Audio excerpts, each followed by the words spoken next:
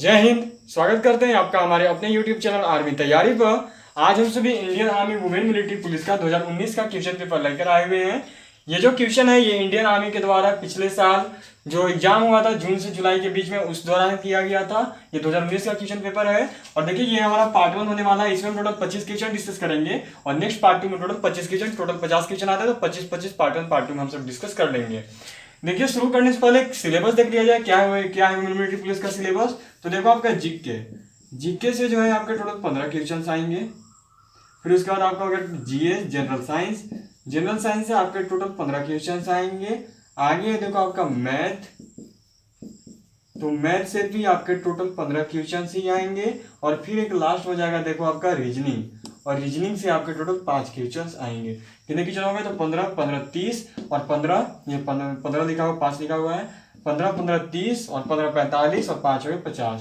Total Indian army women military police exam में 50 question आने वाले हैं और हर एक क्वेश्चन देखो आपका 2 मार्क्स का होगा। मतलब कि टोटल मार्क्स आपके कितने हो गए तो टोटल मार्क्स आपके हो जाएंगे 100। और आपको पास करने के लिए और देखो ये निगेटिव भी 1/2 होगा। जब 2 गलत करोगे तो आपका एक सही उत्तर काट दिया जाएगा। और आगे यदि बात करें पासिंग मार्क्स तो देखो पासिंग मार्क्स होगा आपका 35। मतलब ले देके चलो तो 18 दूनी 36, आपको करीब 18 क्वेश्चन सही करने होंगे। जब 18 क्वेश्चन सही कीजिएगा तभी आप जाके Indian army women military police की एग्जाम में क्वालिफाई कर पाएंगे। केवल पास करने के लिए सोचो 18 क्वेश्चन सही करने हैं। आगे तो मेरिट है, कट ऑफ है तो कितने करने होंगे। चलिए हम सभी क्वेश्चन नंबर 1 से स्टार्ट कर लेते हैं। आ जाते हैं टॉपिक पे। टॉपिक शुरू करने से पहले से यही कहूंगा कि यदि अभी तक चैनल सब्सक्राइब नहीं किया तो चैनल सब्सक्राइब जरूर कर देना, क्योंकि उससे आपको हमारे चैनल पर इसी तरह से हर एक ट्रेड की क्लासेस मिलती रहती हैं प्रीवियस ईयर्स की, और ऑनलाइन आपका रिटन की भी तैयारी और साथ साथ फिजिकल के इंस्ट्रक्शंस भी और जॉब नोटिफिकेशंस भी इंडियन आर्मी से related, CAPF central arm police force से रिलेटेड आपको दी जाती है। तो चलिए शुरू कर लिया जाए। क्वेश्चन नंबर 1 दिया गया है भारतीय संसद में वित्तीय बजट पेश करता है।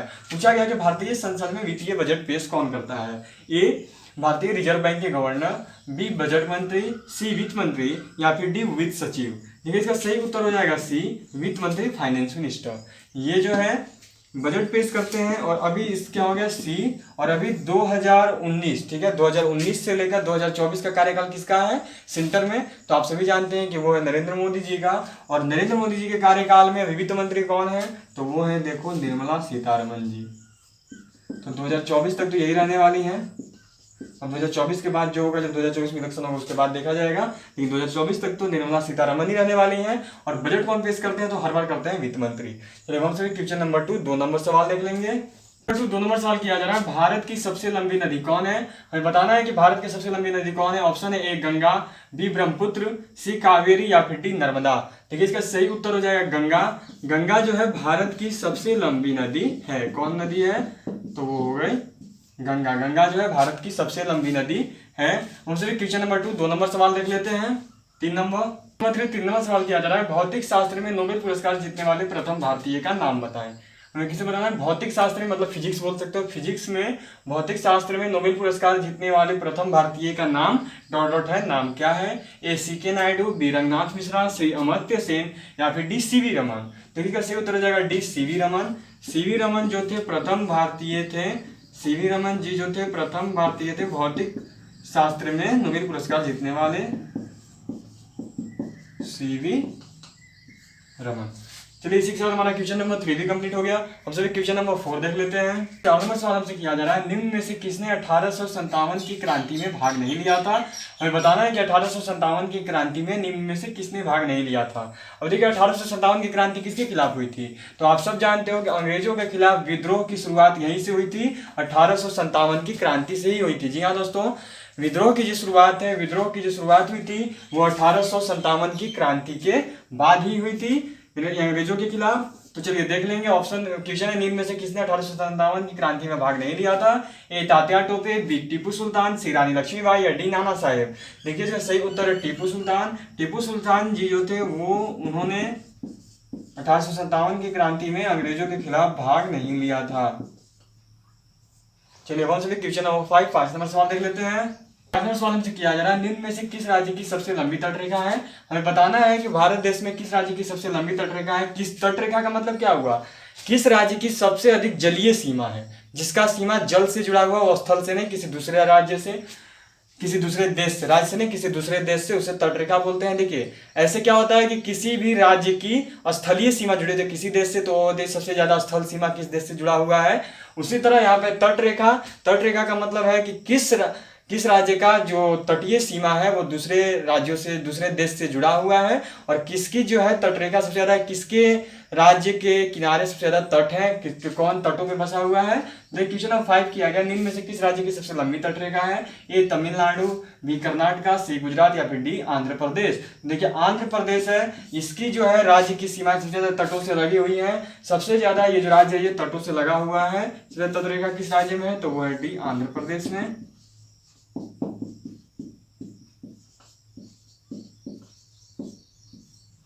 से भी क्वेश्चन नंबर 6 6 नंबर सवाल देख लेंगे। 6 नंबर सवाल किया जा रहा है, बास्केटबॉल के प्रत्येक टीम में कितने खिलाड़ी होते हैं।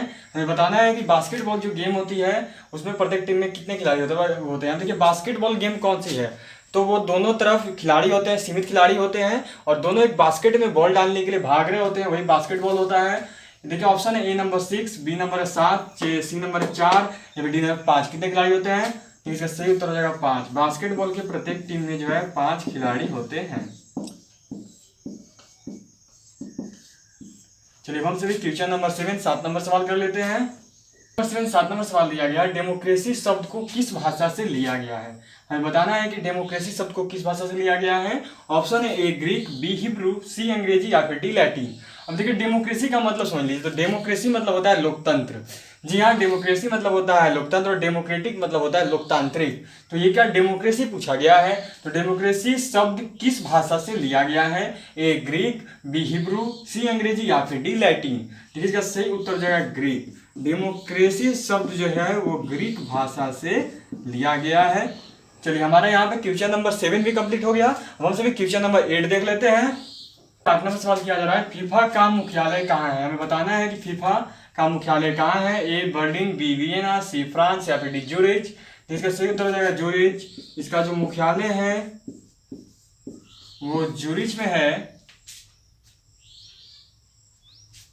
फीफा का मुख्यालय ज्यूरिच में है और इसकी स्थापना की गई थी 1904 में। फीफा का मुख्यालय कहाँ पर है, तो फीफा का मुख्यालय ज्यूरिच में, और फीफा की स्थापना की गई थी 1904 ईस्वी में।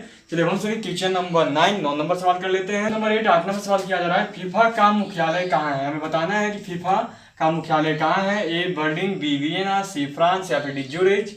इसका सही उत्तर हो जाएगा ज्यूरिच। इसका जो मुख्यालय है वो ज्यूरिच में है। फीफा का मुख्यालय ज्यूरिच में है और इसकी स्थापना की गई थी 1904 में। फीफा का मुख्यालय कहाँ पर है, तो फीफा का मुख्यालय ज्यूरिच में, और फीफा की स्थापना की गई थी 1904 ईस्वी में। चलिए हम सभी क्वेश्चन नंबर 9 नंबर सवाल कर लेते हैं। 9 नंबर सवाल से किया जा रहा है, भारत में किस स्थान पर न्यूनतम वर्षा होती है। हमें बताना है कि भारत में किस स्थान पर सबसे कम वर्षा होती है। क्या पूछा गया भारत में किस स्थान पर न्यूनतम वर्षा होती है, मतलब कि भारत में निम्न में से किस स्थान पर सबसे कम वर्षा होती है। ए कच्छ का रण, बी विदर्भ क्षेत्र, सी लद्दाख या फिर डी जैसलमेर। तो देखिए इसका सही उत्तर हो जाएगा जैसलमेर। जैसलमेर में जो है भारत में सबसे कम वर्षा, सबसे न्यूनतम वर्षा होती है जैसलमेर में। चलिए हम सभी क्वेश्चन नंबर 10 नंबर सवाल कर लेते हैं। नंबर 10 हमसे किया गया 10 नंबर सवाल, अटल बिहारी वाजपेयी ... के प्रधानमंत्री बने। अटल बिहारी वाजपेयी ... प्रधानमंत्री बने। ए नंबर ऑप्शन है 1 बार बने, बी नंबर ऑप्शन 4 बार बने, सी नंबर ऑप्शन है 3 बार बने या फिर डी नंबर ऑप्शन है 2 बार। जिसका सही उत्तर हो जाएगा सी 3 बार। अटल बिहारी वाजपेयी जो थे भारत देश के लिए 3 बार प्रधानमंत्री बने। एक बार वो बने थे देखो आपका 1996 में,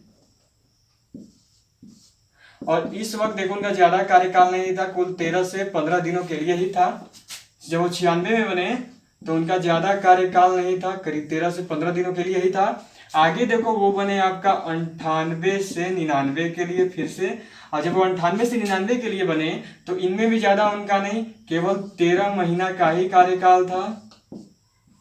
अब आगे वो आपका बने देखो एक बार और वो बने 1999 में, और 1999 से लेकर वो 2004 तक रहे, और ये उनका हो गया 5 वर्ष पहला पूर्ण कार्यकाल था उनका।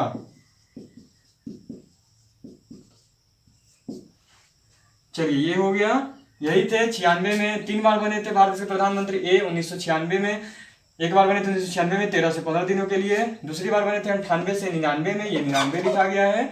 दूसरी बार बने थे 98 से 99 में 13 महीना के लिए, और फिर 1999 से 2004 में बने थे 5 वर्ष के लिए, पूर्ण कार्यकाल था उनका। चलिए हम से क्वेश्चन नंबर 11 11 नंबर सवाल देख लेते हैं। क्वेश्चन नंबर 11 11 नंबर सवाल हमसे किया जा रहा है, कौन सी नदी अमरकंटक से निकलती है? हमें बताना है कि निम्न में से कौन सी नदी अमरकंटक से निकलती है। ए नर्मदा, बी सोन, सी गंगा या फिर डी यमुना। इसका सही उत्तर होगा नर्मदा। ए नर्मदा नदी जो है अमरकंटक की पहाड़ी से निकलती है। चलिए हम सभी क्वेश्चन नंबर 12 12 नंबर सवाल देख लेते हैं। क्वेश्चन नंबर 12 12 नंबर सवाल हमसे किया जा रहा है, थॉमस कप संबंधित है? हमें बताना है कि निम्न में से किससे थॉमस कप संबंधित है। ए बिलियर्ड्स, बी टेबल टेनिस, सी लॉन टेनिस या फिर डी बैडमिंटन। देखिए इसका सही उत्तर हो जाएगा डी बैडमिंटन। बैडमिंटन जो है आपका थॉमस कप से संबंधित है। चलिए बैडमिंटन हो गया। हम सभी क्वेश्चन नंबर 13 13 नंबर सवाल कर लेते हैं। 13 नंबर सवाल हमसे किया जा रहा है, नेपाली भाषा किस राज्य में बोली जाती है? हमें बताना है कि नेपाली भाषा जो है वो किस राज्य में बोली जाती है। ऑप्शन है ए कर्नाटक, बी राजस्थान, सी सिक्किम या फिर डी आंध्र प्रदेश। जिसका सही उत्तर हो जाएगा सिक्किम। सिक्किम राज्य में जो है नेपाली भाषा बोली जाती है, वहां की राजकीय भाषा जो है वो नेपाली है। चलिए सिक्किम हो गया।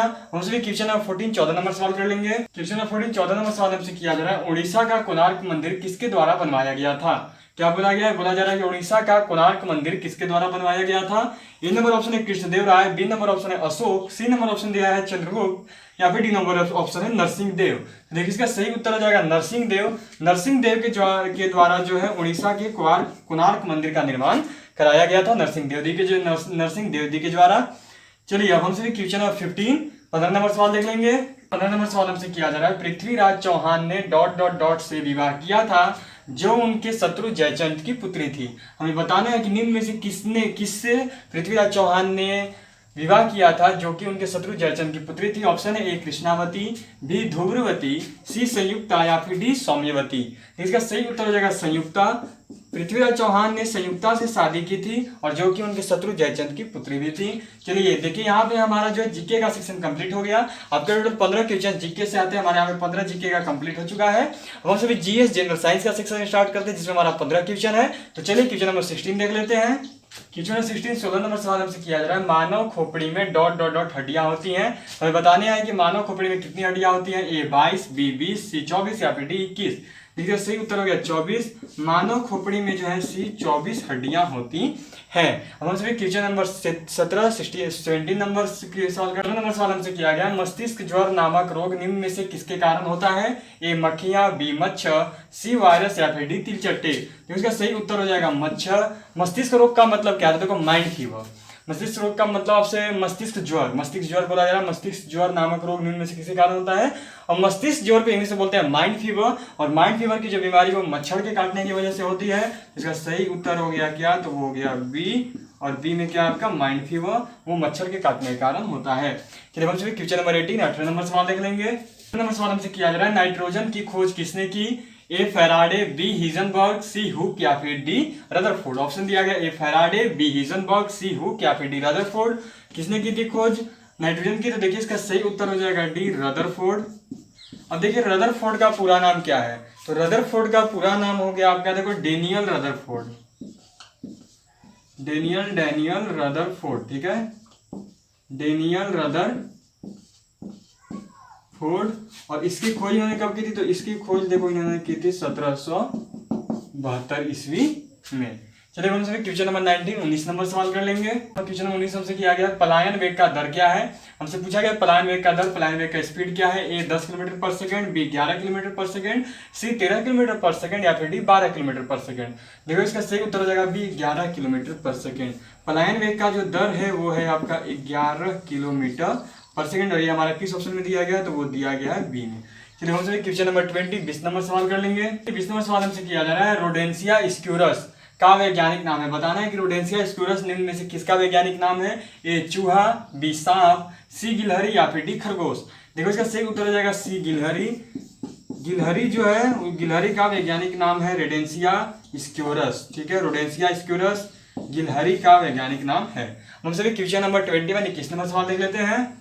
21 नंबर सवाल हमसे किया गया है, ब्रह्मांड के अध्ययन को कहा जाता है। हमें बताना है कि ब्रह्मांड के अध्ययन को क्या कहा जाता है। ए कॉस्मोलॉजी, बी एस्ट्रोलॉजी, बी हो गया ये बी है बी आपका एस्ट्रोलॉजी, सी सिस्मोलॉजी या फिर डी हो गया निम्नोलॉजी। तो देखो उसको कॉस्मोलॉजी बोला जाता है, ठीक है। ब्रह्मांड के अध्ययन को ए कॉस्मोलॉजी के नाम से जाना जाता है। हम सभी क्वेश्चन नंबर 22 22 नंबर सवाल कर लेंगे। 22 नंबर सवाल दिया गया है, नींबू सिरके, नींबू व दही में पाया जाता है। हमें बताना है कि सिरका में, नींबू में तथा दही में इनमें से क्या पाया जाता है। ए अम्ल, बी क्षार या सी लवण या फिर डी नमक। क्या क्या ऑप्शन है? ऑप्शन है ए अम्ल, बी क्षार, सी लवण या फिर डी नमक। तो देखिए सिरका, नींबू और दही, इन सबका स्वाद कैसा होता है? तो इन सबका स्वाद होता है खट्टा, और खट्टापन जो है किसे पाया जाता है? तो अम्ल में। अम्ल का स्वाद जो है खट्टा होता है। चलिए तो इसका सही उत्तर क्या हो गया? अम्ल। सिरका, नींबू और दही ये तीनों खट्टे होते हैं और खट्टापन अम्ल में पाया जाता है, इसका सही उत्तर क्या हो गया? तो अम्ल हो गया। हम सभी क्वेश्चन नंबर 23 23 नंबर सवाल कर लेंगे। 23 23 नंबर सवाल दिया गया, पृथ्वी का आकार है। हमसे पृथ्वी का आकार पूछा गया कि पृथ्वी का साइज कैसा है, पृथ्वी का आकार कैसा है। ऑप्शन है ए गोलाकार, बी वृत्ताकार, सी चतुष्फलकीय या फिर डी जियोड। देखिए इसका सही उत्तर हो जाएगा जियोड। पृथ्वी का जो आकार है वो जियोड है, और जियोड को एक और लैंग्वेज में, एक और भाषा में अंडाकार भी बोला जाता है, ठीक है। पृथ्वी का आकार जियोड, अंडाकार है। हम सभी क्वेश्चन नंबर 24 24 नंबर सवाल कर लेंगे। इस नंबर सवाल दिया गया है, गाजर और आम किसका प्रमुख स्रोत है। ऑप्शन है A vitamin B number option है vitamin D, C number option है विटामिन सी या फिर डी नंबर ऑप्शन है विटामिन ए। इन चारों में से पूछा गया है कि गाजर और आम किसका प्रमुख स्रोत है, माने गाजर और आम में मुख्य रूप से कौन सा विटामिन पाया जाता है। तो देखिए इसका सही उत्तर हो जाएगा D number option vitamin A. गाजर और आम में जो है डी नंबर में जो ऑप्शन दिया गया है विटामिन ए पाया जाता है। और विटामिन ए जो है देखिए ये आंखों के लिए बहुत ही लाभदायक है, इसीलिए गाजर और आम जो है आंखों के लिए भी बहुत अच्छा स्रोत माना जाता है। अब हम सभी क्वेश्चन नंबर 25 25 नंबर सवाल देखेंगे। किया गया है, बांस को वर्गीकृत किया गया है। पूछा गया कि बांस को किस वर्ग में रखा गया है। ए पेड़, बी घास, सी सब्र या फिर डी हब्र। तो इसका सही उत्तर हो जाएगा घास। बांस को जो है घास के श्रेणी में, घास के वर्ग में वर्गीकृत किया गया है, और बांस को ही जो है विश्व का सबसे लंबा घास भी बोला जाता है। बांस को विश्व का सबसे लंबा घास बोला जाता है। तो यहाँ पे हमारा क्वेश्चन नंबर 25 नंबर सवाल कंप्लीट हो चुका है। हम आज पार्ट 1 लेकर आए हुए थे। पार्ट 1 में हमने 25 सवाल डिस्कस कर लिए, जिसमें हमने 15 किए हैं जीके जीएस के, और 15 किए हैं जीके के, जनरल नॉलेज के, सामान्य ज्ञान के, और 10 किए हुए जनरल साइंस के, सामान्य विज्ञान के। 15 कर लिए सामान्य ज्ञान के और 10 कर लिए हैं सामान्य विज्ञान के, जीके और जीएस, जनरल नॉलेज और जनरल साइंस के हमने 15 और 10 क्वेश्चन कर लिए। अब हमारा यहाँ से जनरल साइंस का 5 क्वेश्चन बचा हुआ है, और मैथ का बचा हुआ है 15 क्वेश्चन, और उसके बाद 5 क्वेश्चन बचा हुआ है रीजनिंग का। क्योंकि 15 क्वेश्चन थे जनरल साइंस से, तो हमने पार्ट 1 में केवल 10 ही किए हैं, तो इसलिए हम लोग पार्ट 2 में आपके साथ 5 जनरल साइंस के क्वेश्चन करेंगे, और फिर उसके साथ 15 क्वेश्चन हो जाएंगे मैथ के, और 5 क्वेश्चन हो जाएंगे रीजनिंग के। टोटल हो गए 25 क्वेश्चन। 25 क्वेश्चन हम लोग पार्ट 2 में लेकर आए हुए होंगे। तो अभी के लिए इतना ही। आपका हमारे से जुड़े रहने के लिए बहुत बहुत शुक्रिया। अगर क्लास पसंद आई हो तो चैनल को सब्सक्राइब जरूर कर दे, वीडियो को लाइक करें, कमेंट करके कोई भी क्वेश्चन आप हमसे कर सकते हैं, जो भी आपके मन में सवाल है। अभी के लिए इतना ही। जय हिंद, जय भारत।